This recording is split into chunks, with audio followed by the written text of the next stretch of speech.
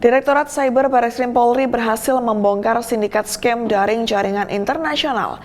Dalam kasus ini, total ada 68 orang yang menjadi korban tindak pidana perdagangan orang atau TPPO.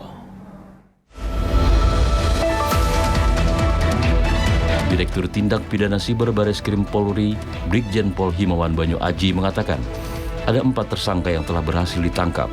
Sindikat scam daring ini dipimpin oleh warga negara asal Tiongkok berinisial ZS. Tersangka ZS dijemput di Abu Dhabi pada akhir Juni lalu, sebelum akhirnya ditangkap saat tiba di Indonesia. Mulanya, pelaku melakukan aksi penipuan di aplikasi pesan Telegram dan WhatsApp. Para pelaku menjanjikan korban bisa bekerja di Dubai, namun pada kenyataannya justru dipekerjakan sebagai ilegal.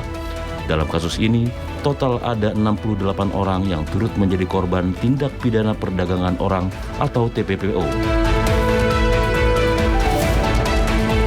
Dalam upaya pengungkapan kasus ini, Direktorat Cyber Barreskrim Polri berhasil menangkap 4 orang yang terdiri dari 1 orang warga negara asing dan 3 orang warga negara Indonesia.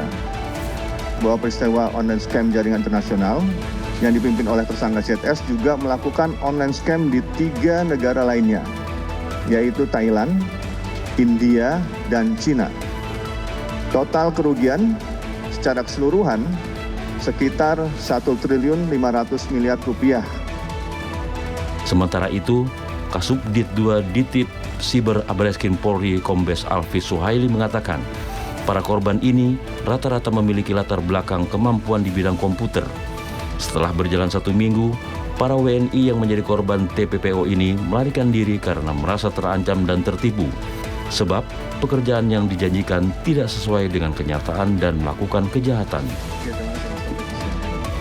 Kenapa mereka menerima tawaran pertama itu? Karena mereka punya background pendidikan sebagai punya kemampuan di bidang informatika. Rata-rata seperti itu. Mereka mampu mengoperasional komputer, pernah belajar tentang ilmu komputer dan hal-hal yang berkaitan dengan informatika. Sehingga itu menjadi salah satu dasar mereka bisa diterima di sana, begitu.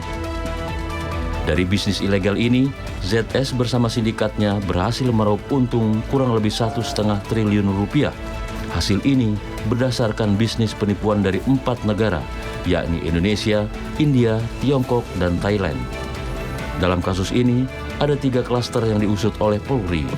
Klaster pidana ini mencakup penipuan, tindak pidana pencucian uang hingga kasus TPPO. Dari Jakarta, Tim Liputan Polri TV.